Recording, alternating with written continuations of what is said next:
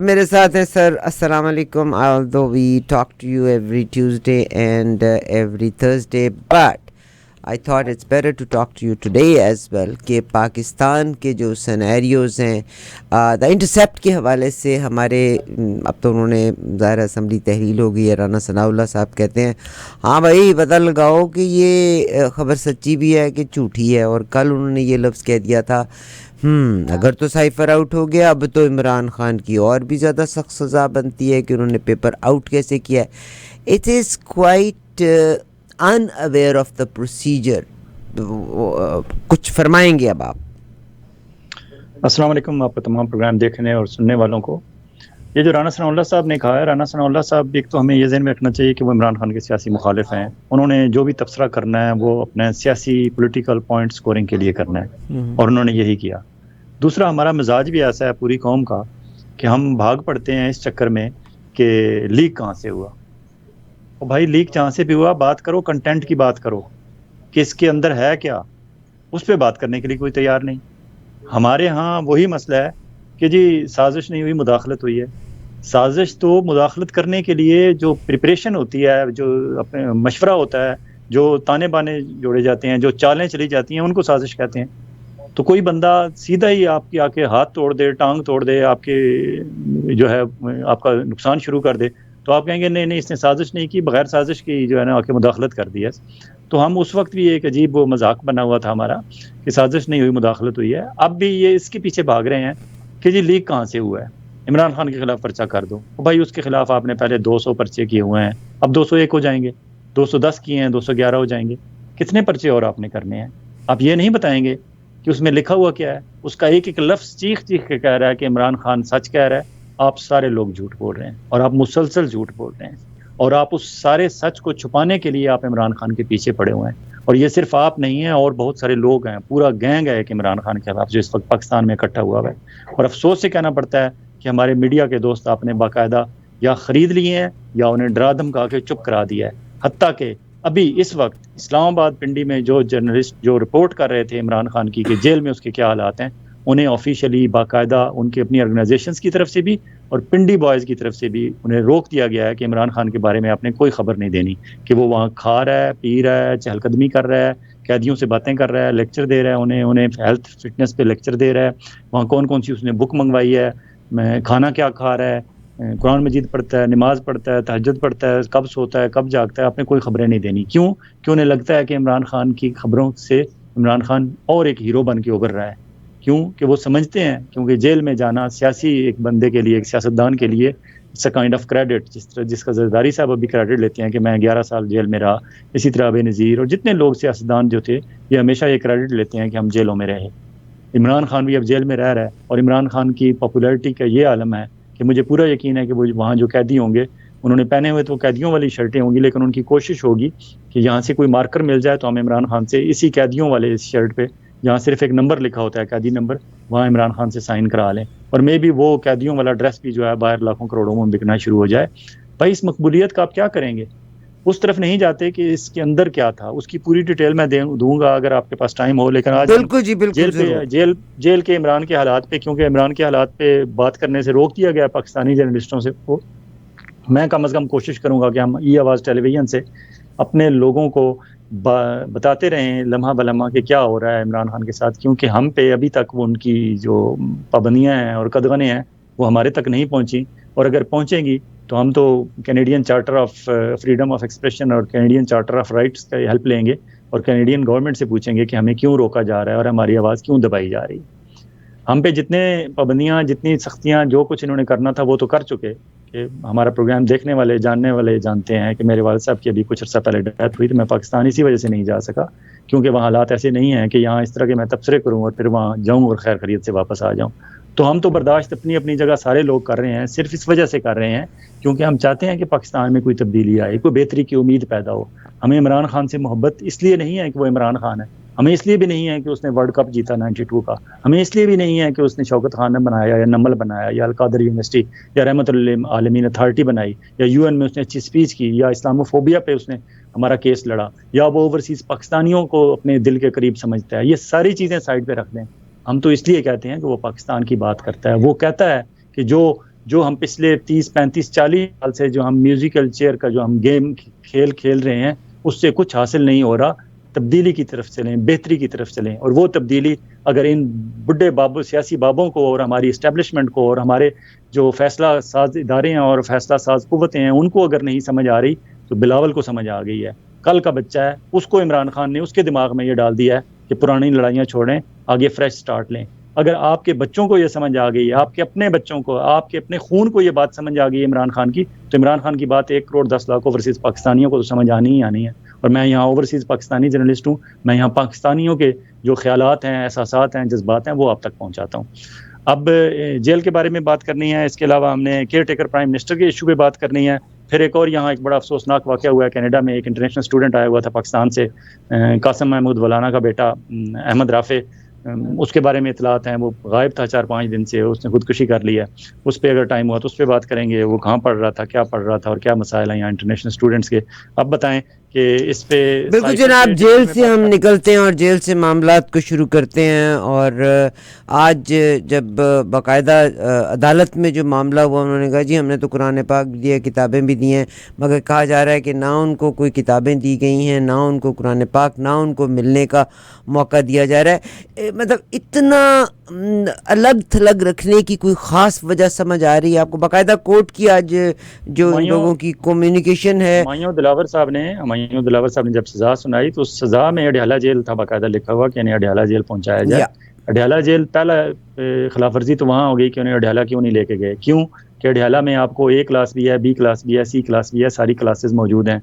वहाँ ये बहाना नहीं चल सकता था कि हमने उसे C में क्यों रखा हुआ है, क्योंकि वहाँ A की फैसिलिटी है, और A की वही फैसिलिटी है जिसमें नवाज शरीफ साहब रह के आए हैं, जिसमें जरदारी साहब रह के आए हैं, जिसमें शहबाज शरीफ साहब रह के आए हैं, जिसमें इसाक डार साहब रह गए। ये सारे लोग जो VVIP हैं हमारे मुल्क के, चाहे वो वजीर रहे हैं, वजीर खजाना रहे हैं, या वजीर आजम रहे हैं, सदर रहे हैं, उनको A क्लास की वहाँ बेहतरीन फैसिलिटी है, पूरा अलग कंपाउंड है जिसमें अलग कमरा है, अलग वाशरूम है, उसमें AC भी लगा हुआ है, और उसमें मुलाजिम भी एक काम किया, आपको सर्व एक खिदमतगार भी मिलता है। वहाँ अगर अडयाला में ले जाते तो इमरान खान को वहाँ रखना पड़ता था, क्योंकि ये इमरान खान को अजियत देना चाहते थे, और अजियत इसलिए देना चाहते हैं कि उसे मेंटली तोड़ा जाए, ताकि वो हमारे पास टॉक्स की टेबल पे बैठे और हमारे साथ बातचीत करे और हमें कोई रायतें दे, जो वो रायतें इमरान खान से लेना चाहते हैं। क्योंकि मकबूलियत जो है 90% को टच कर रही है, इमरान खान का अप्रूवल रेट 90% से भी क्रॉस कर रहा है पाकिस्तान में।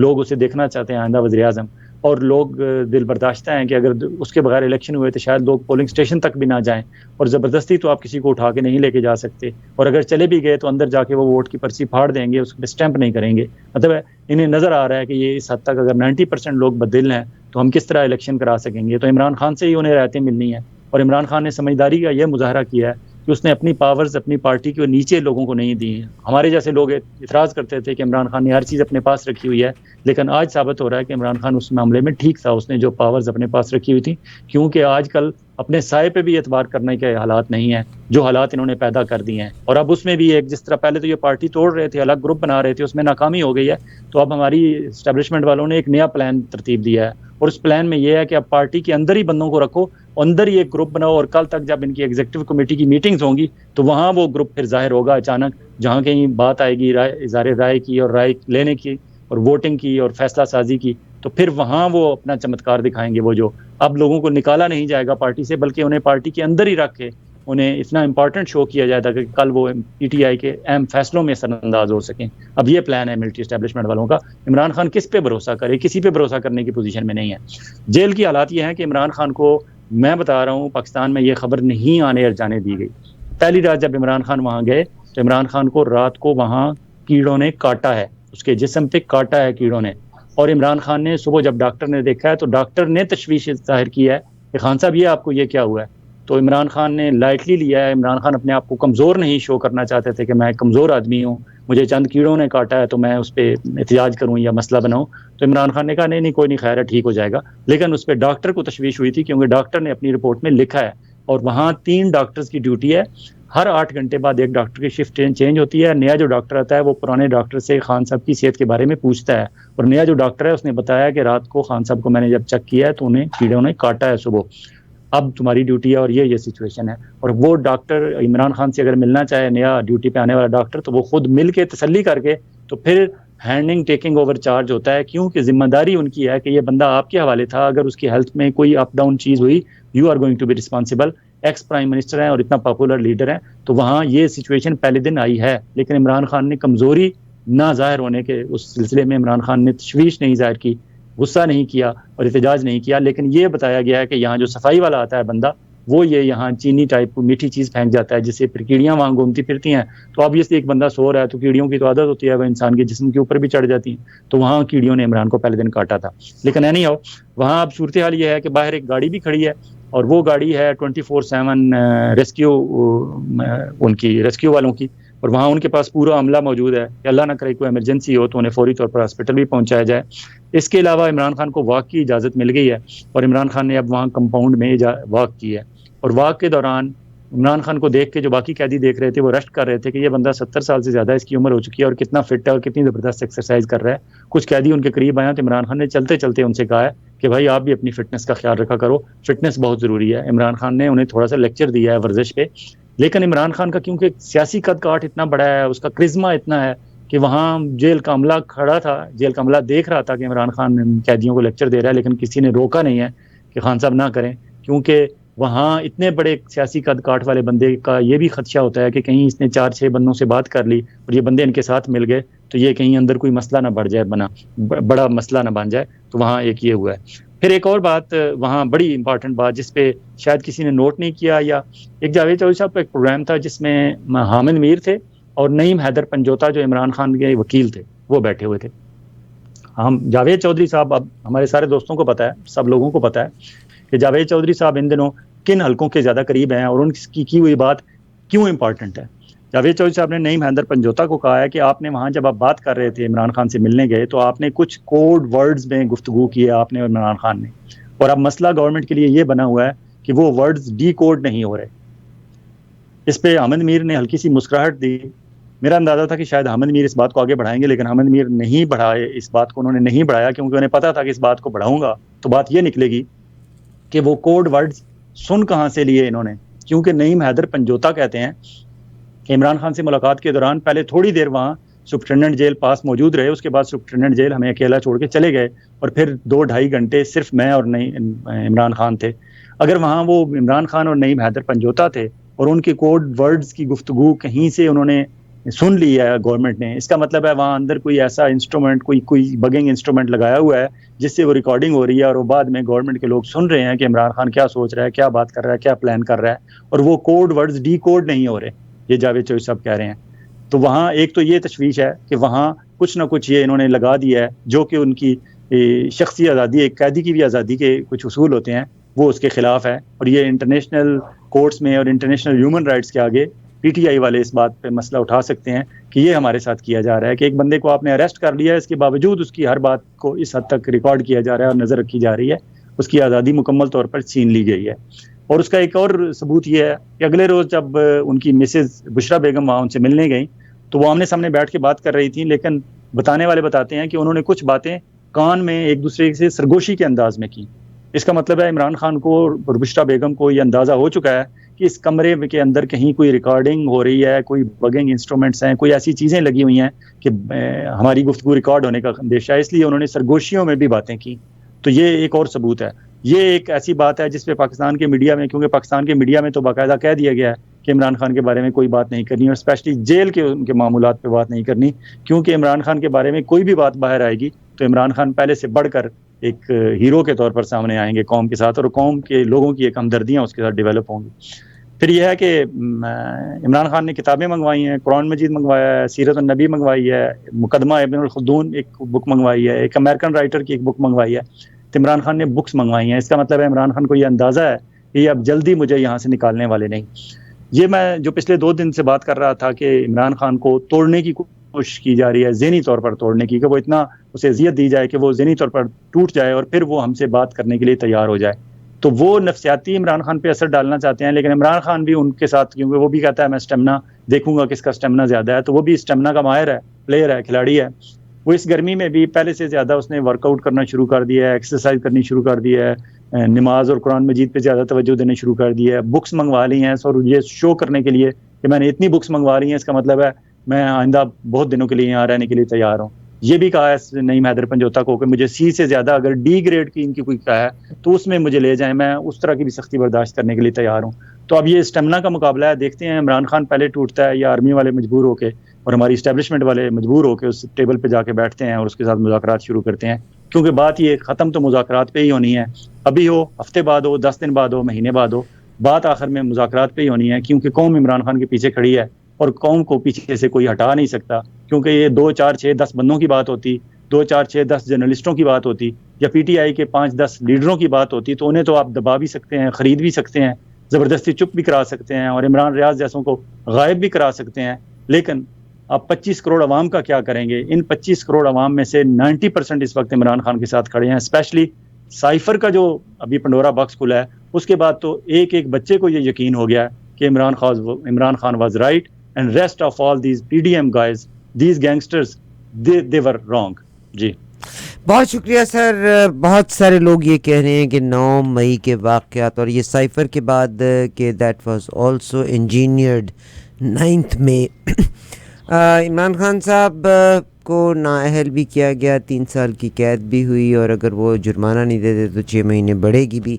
अब इससे पहले बुरी ज़मानतें भी हो जाती थी। 9 मई को जलाओ घिराव समेत 7 मुकदमात में इमरान खान साहब की जो अबूरी ज़मानत है उसको ख़ारिज कर दिया गया है। तो क्या what do they want to prove? वो ज़मानत इसलिए खारिज कर रहे हैं ना क्योंकि उन्हें पता है इस केस में तो ज़मानत किसी वक्त भी हो सकती है। तो वो तमाम उन्होंने हिफ्ज़ मा तक़द्दम के तहत किया है कि इधर से ज़मानत ख़त्म हो तो अगले केस में दूसरे में अरेस्ट, दूसरे में ख़त्म हो तो तीसरे में अरेस्ट। तो वो एक्चुअली तो बिहाइंड द बार रखना चाहते हैं उन्हें, क्योंकि उन्हें बिहाइंड द बार रखने से लोगों में जो एक तासर ये देना चाहते थे कि इमरान खान की तो अब स्टोरी फिनिश होगी, इमरान खान तो ख़त्म हो गया। लेकिन इमरान खान को कहीं ना कहीं से कोई गायबी इमदाद मिल रही है। अब ये जो इंटरसेप्ट वाला मामला था ये किसी के वहम गुमान में भी नहीं था। लेकिन इस मौके पे अगर मियां नवाज शरीफ, आसिफ अली जरदारी और पीडीएम वाले, हमारे बाकी जो पाकिस्तान की सियासी पॉलिटिकल पार्टीज़ हैं, अगर वो कोई थोड़ी सी अकल से काम लें तो उन्हें यह एहसास होना चाहिए कि वो जितना इमरान खान को दीवार के साथ लगाने का जो अमल जारी है वो तो नहीं लगा रहे, वो उस अमल में हिस्सा बन रहे हैं, मुआवन बन रहे हैं, सहूलतकार बन रहे हैं, या खामोशी से बैठ के तमाशा देख रहे हैं और अंदर अंदर से खुश हो रहे हैं। उन्हें इस बात का अंदाज़ा नहीं है कि ये बिल आखिर आप सब लोगों की छुट्टी हो जाएगी और हमारा पॉलिटिकल सिस्टम और सारा ये जमहूरियत वगैरह हर चीज़ लपेट दी जाएगी। क्यों कि अगर इमरान खान के ख़िलाफ़ है अमेरिका, अगर इमरान खान के ख़िलाफ़ आलमी ताकतें ख़िलाफ़ हैं, अगर यूरोप ख़िलाफ़ है, अगर वो नहीं उसे वापस देखना चाहते और अवाम उसे ही वापस देखना चाहती है तो फिर इसके बगैर इसके अलावा और उनके पास नहीं बचता कोई और तरीका नहीं बचता कि पाकिस्तान से जमहूरियत का बिस्तर ही लपेट दिया जाए। और जमहूरियत का बिस्तर लपेट दिया जाएगा तो ना फिर बिलावल बोल सकेगा, ना मरियम बोल सकेगी, ना ये हमारे मौलाना फजल रहमान और उनके औलाद और अहमद अपना असफंदियार वली और उनकी औलाद आगे आ सकेगी। तो फिर आप सब की छुट्टी होगी। और फिर वो कहते हैं कि 5 साल कोई आएगा, 10 साल आएगा, 20 साल आएगा, कितने साल आएगा, नोबडी नोज। और स्पेशली आप देखें कि केयर टेकर प्राइम मिनिस्टर का मामला, आपका एक डमी अपोजिशन लीडर है राजा रियाज, आप उसके साथ भी मामला तय नहीं कर सके क्योंकि राजा रियाज आपका बज़ाहिर तो वो आपका अपोजिशन लीडर है और आप कहता है टिकट मैंने मुस्लिम लीग नून से लेना है, लेकिन अब वो आपका भी नहीं रहा, अब वो किसी और का हो चुका है। उसने आपके साथ 2 दिन मुज़ाकरात करने के बाद आप किसी नतीजे पर नहीं पहुंचे और अब बात जो है ये जानी है चीफ इलेक्शन कमिश्नर के पास। और चीफ इलेक्शन कमिश्नर आपको पता है कि इनका बंदा है और नाम पहले सलीम अब्बास जिलानी का आ रहा था, तसद्दुक जिलानी का नाम आ रहा था और लोगों का ऐसे लोगों के नाम आ रहे थे जिनमें वाकई जिनके बारे में यह तासर था शायद ये इकोनॉमी को समझते हैं, शायद ये इंटरनेशनल रीना में बात कर सकते हैं, शायद ये अमेरिका के करीब हैं, शायद इन्हें इंटरनेशनली पाकिस्तान को रिप्रेजेंट करना आता है इसलिए प्राइम मिनिस्टर बन रहे हैं। लेकिन इस सारी सूरत हाल में अचानक सादिक संदरानी साहब का नाम सामने आ गया। और सादिक संदरानी साहब को तो सारे जानते हैं कि वो पिंडी वालों के हैं और पिंडी वालों ने ही उन्हें चेयरमैन सेनेट बनवाया था। अक्सरियत होने के बावजूद उनकी अक्सरियत नहीं थी, लेकिन उनकी अकलियत को अक्सरियत में बदल के पीपल्स पार्टी और मुस्लिम लीग नून के लोगों से अंदर से वोट डलवा के उन्हें बनवा दिया गया था। और वो एक स्पाइनलेस प्राइम मिनिस्टर होंगे अगर सादिक संदरानी होंगे तो।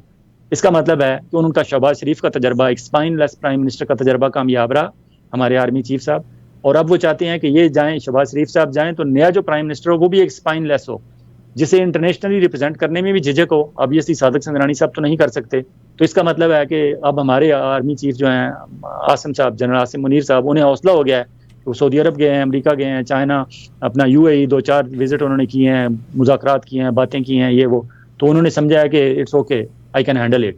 और फिर पाकिस्तान में जो उन्होंने एक दो स्पीचेस की हैं, पहले 6 महीने तो वो सामने ही नहीं आए, बोले ही नहीं, 2 स्पीचेस उन्होंने की हैं। एक वो एग्रीकल्चर के हवाले से जो तकरीब हुई थी इस्लामाबाद कन्वेंशन सेंटर में, उसमें तारिक बशीर चीमा जो हमारे वज़ीर ज़राअत हैं, उन्होंने तारीफ़ों के वो पुल बांधे। उन्होंने कहा कमाल तकरीर की है जनाब आपने, आसिम मुनीर शाह साहब, मुझे तो लगता है कि ये एग्रीकल्चर पे आप बहुत अरसे से काम कर रहे थे।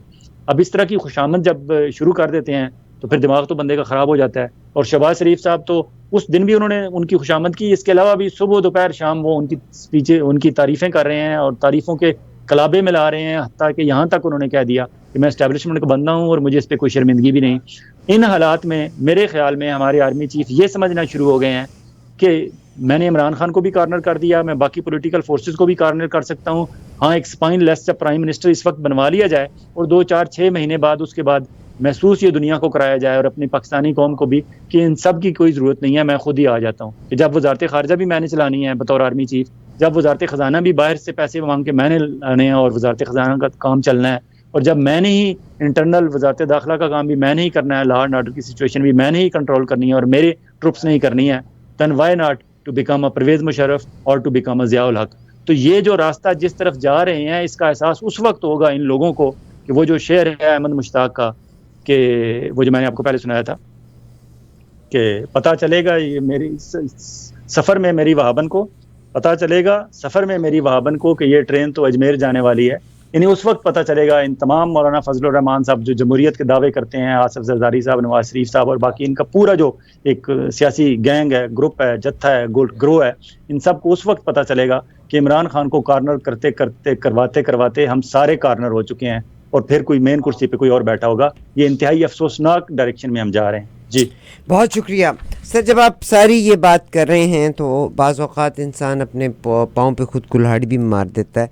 आज खुद नोटिस पे नज़रसानी का कानून उसको कालादम करार दे दिया गया, और अगर ये कालादम हो जाता है तो अदालती फैसले से जनाब मियाँ नवाज शरीफ साहब की पाकिस्तान वापसी की राह में रुकावटें भी खड़ी हो सकती हैं। कुछ फरमाएंगे इसके बारे में? रुकावटें फिल वक्त तो वो जो उन्हें हौसला था जहांगीर तरीन साहब को और नवाज शरीफ साहब को कि जी हमें अपील का हक मिल गया है और हम अपील कर सकते हैं।